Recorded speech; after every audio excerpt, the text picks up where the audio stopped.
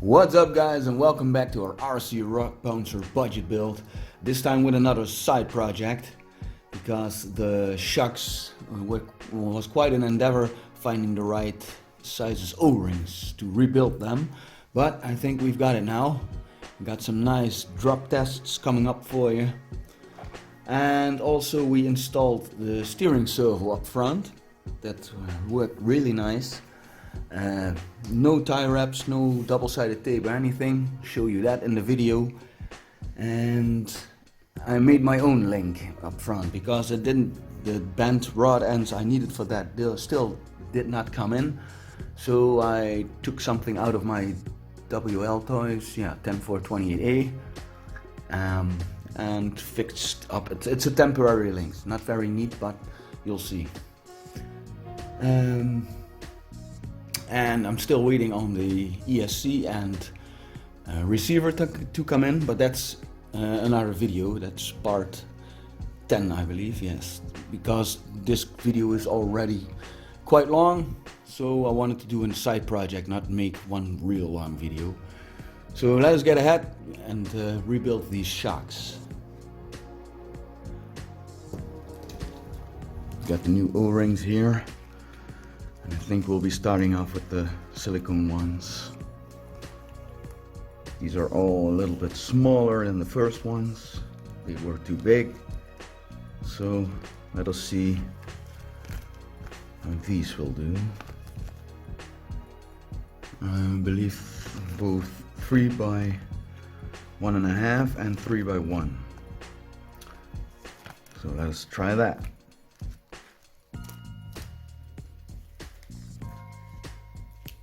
Start off with 3 by 1.5. I just got 2 for testing. If I find the correct size, I will order the rest. But it's all, you will all see it in one video. Stupid.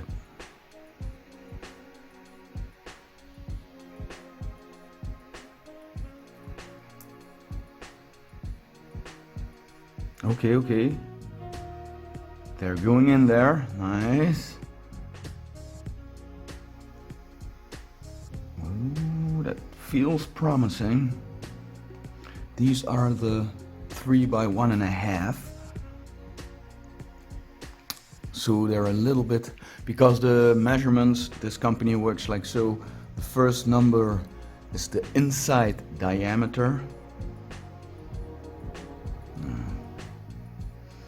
The first number is this diameter, the inside, and the second number is the thickness of the ring itself. So I've got, well, these went in okay, but still, let me try a second shaft with the smaller ones.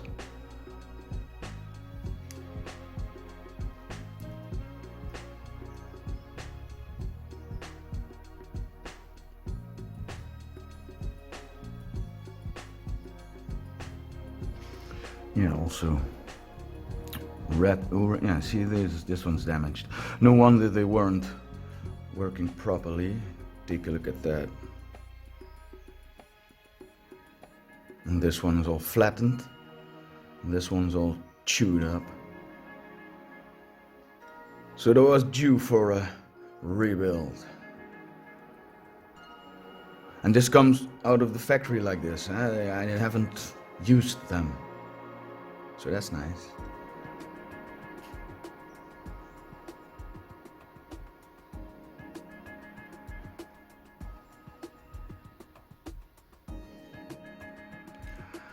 I think these are too small.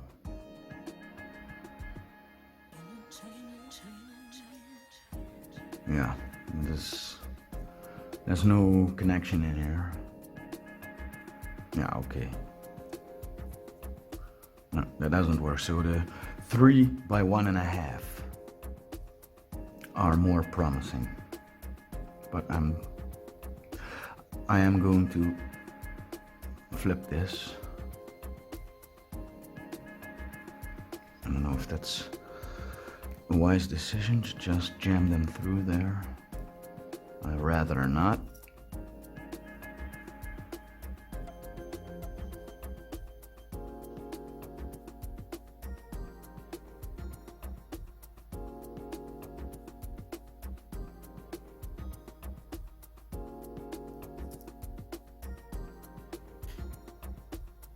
Okay.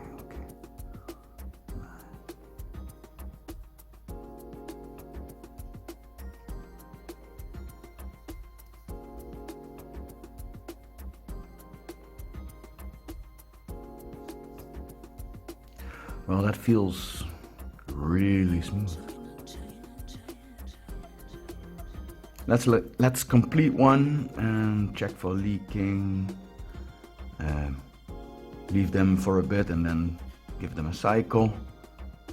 Because the problem I was having before, they did operate smooth, but if you left them for a while, then they would lock up and really go tough, and then if you give it a cycle, they would free up. But this feels real smooth.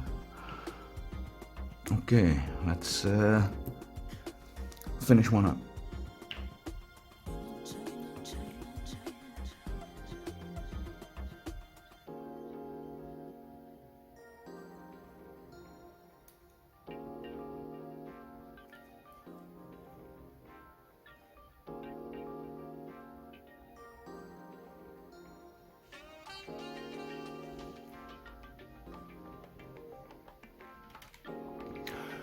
We're gonna let that debubble for a bit. Take this moment to make ourselves a coffee and be right back.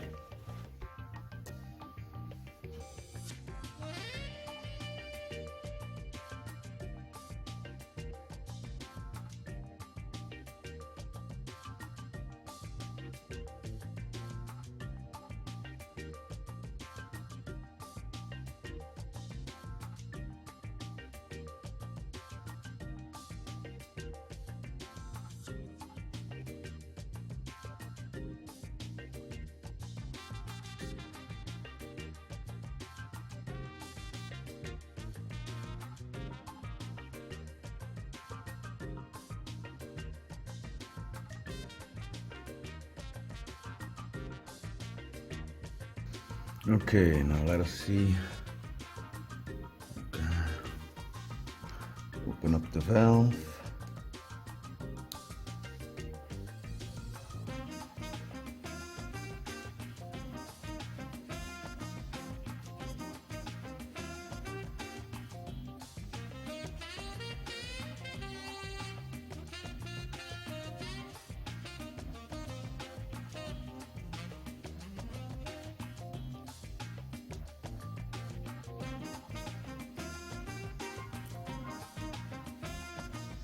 Yeah, that's much better. But you still have some type of friction in there that changes a bit. One time it's a little bit more than less, but it's definitely better than last time. Okay.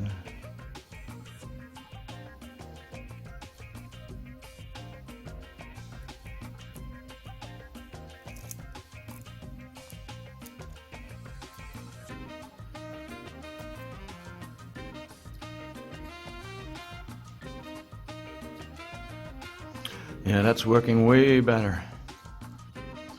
Okay, I think I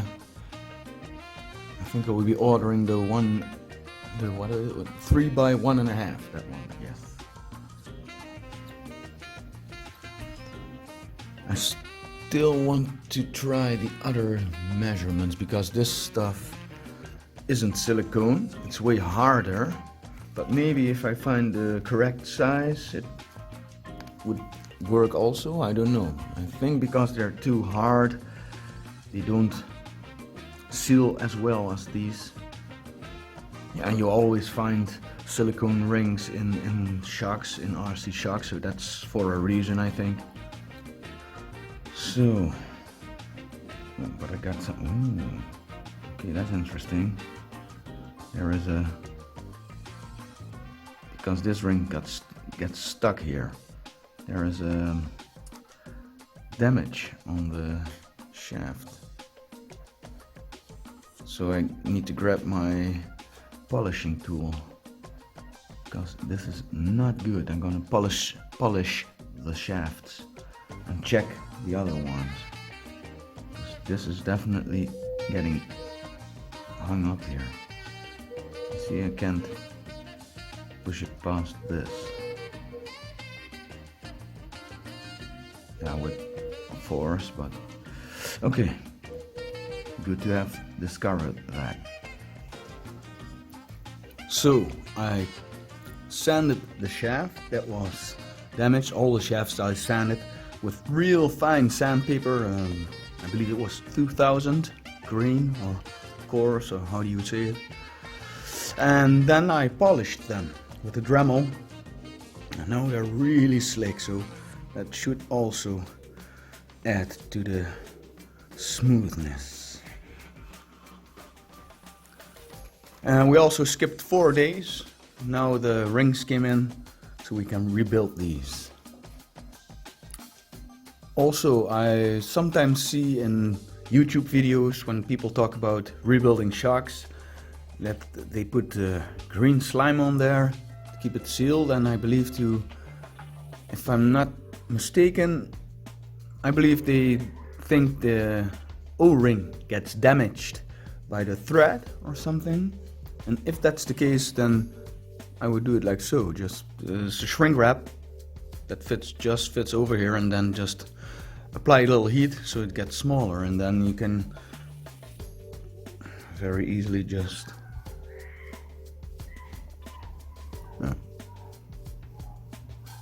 and they don't, yes, they don't rub over the thread.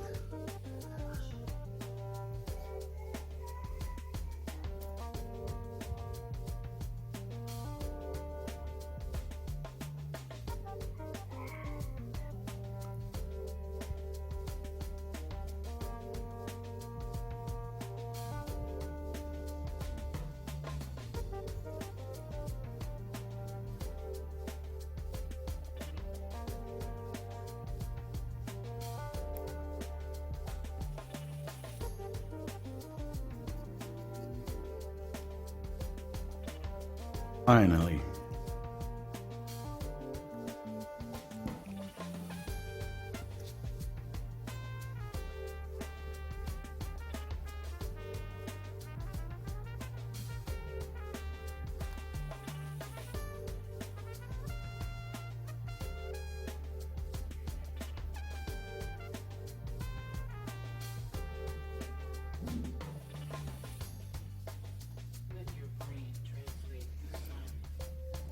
Now let's fill these puppies up.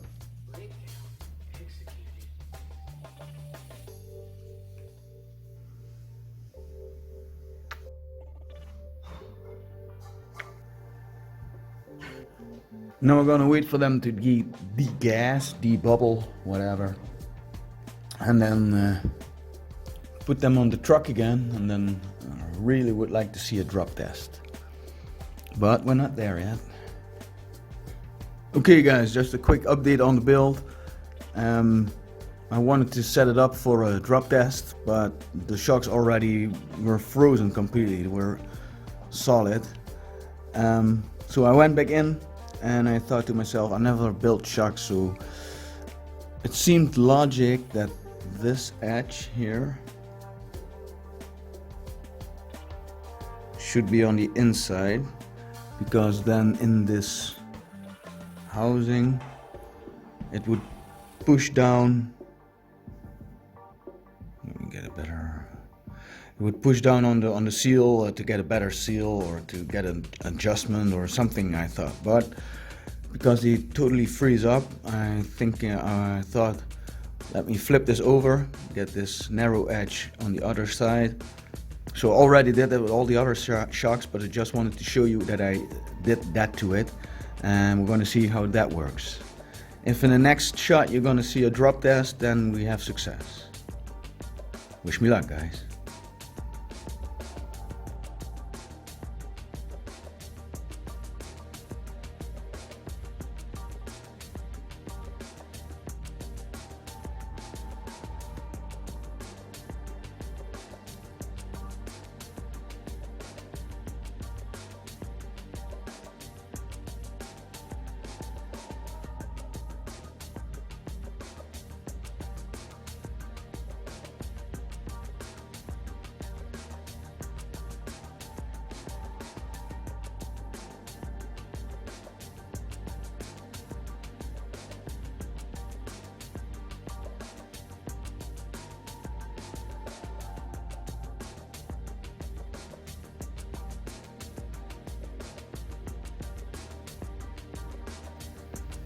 Oh yeah, now that looked real nice.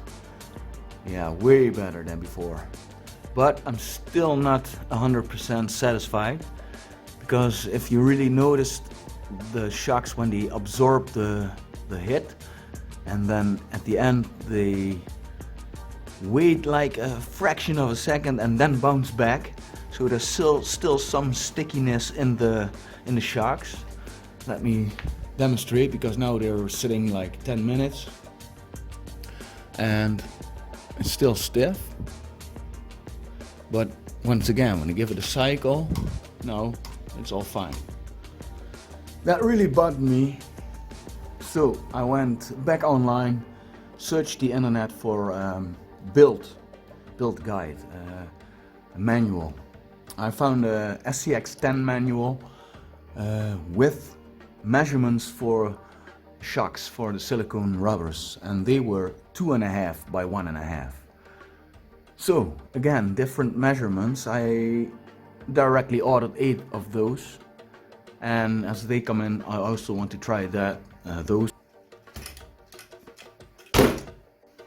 Okay guys, these are the last size I want to try in here, because this is the size we found in the SCX10 manual, builder's kit manual.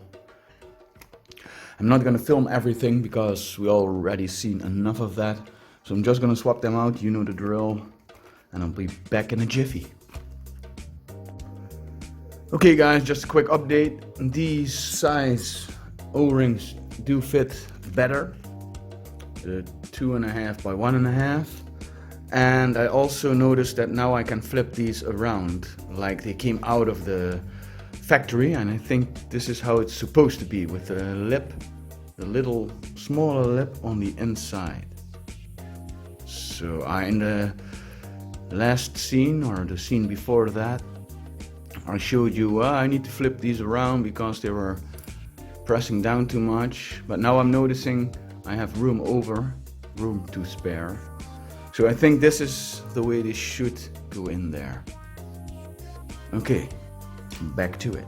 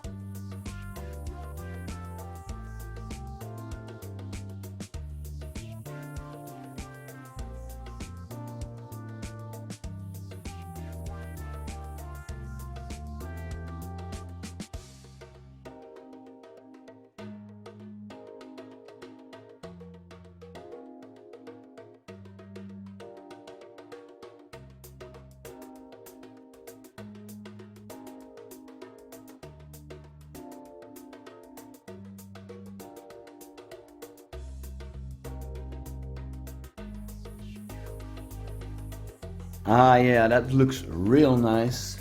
And got them shocks working way better than when they came in.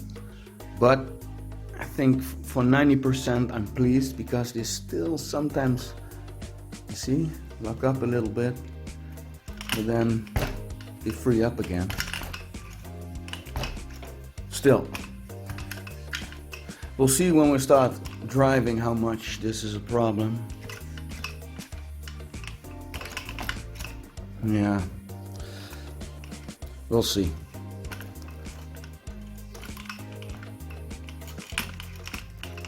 Yeah, we definitely need smooth shocks, but I'm good for now. We'll see what happens when we take her out. And I've been working on it off camera, and let me show you. Give you a tour of what I did, because the servo steering servo up front. I have installed now, and without any tape or tie wraps, awesome, with screws properly. Let me see what I've got more. I also raised the steering bar a bit because I was getting a lot of bump steer, but I also took care of that problem without a panhard bar, but practically no bump steer. And because all of that, we've got a decent amount of room for our battery. I think it's about 110 millimeters. Let me take you off the stand and I'll give you a tour. This is a temporary link. I'm gonna make a better one, but just to get it running for now. And also I raised this up quite a bit using the same method as in the shocks, the aluminum tubing with the copper tubing inside. But because I raised this a lot, I got practically no bump steer. So that's awesome. Nothing. There, she went a little bit. Yeah, okay. Yeah, okay, when I completely, but I'm still very pleased with this. Also, different servo horn. Let me see, better lighting. Needed to shave it off quite a bit here and get a better focus for you. Because I was hitting this bar, of course. It's, again, tight, but it's all working. If I shift completely to the right, now we hit, but also, sorry guys, the wheel, it's the maximum for the wheel, so that's good. And let me see what we did more. Oh yeah, the servo, how we mounted the servo, because I told you I was afraid I needed to use tie wraps and duct tape or double-sided tape. Not very pretty, but now I could use the stands that came with the axles. I did need to raise them a bit. Let me see with the lighting again. There, I put a nut under there. Again, just an M3 nut, but I drilled it through so it has no friction, no grab on the screw, and just a little screw underneath. So that's not giving us any problems, I think. Over here, little screw. So that worked out really nice for us, guys. I'm very pleased with that. And look at because all of that effort we did manage to get a nice amount of battery space. Let me take the measurement tool and see how much we got here. So about yay big, and that's about, let me see if we can. Okay, 95. I thought we were at 100. 93. Yeah, maybe even a little bit more if we go under this bar here. Yeah, we could get away with this. Let me see. 100. Yeah, 100 should be good. Nice.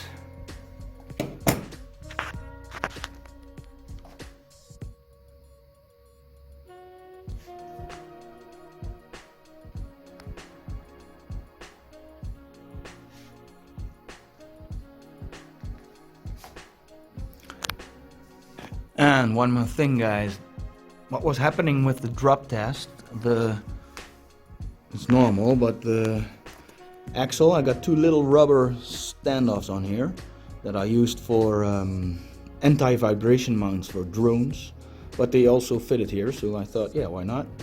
But when they hit the plate, some of the tie wraps would pop, and that's not good because I got a steering servo on here. So what I did was, I don't know if you can see, it's a 0.9 millimeters steel wire, and twist that up like here. Let me see, where's my finger?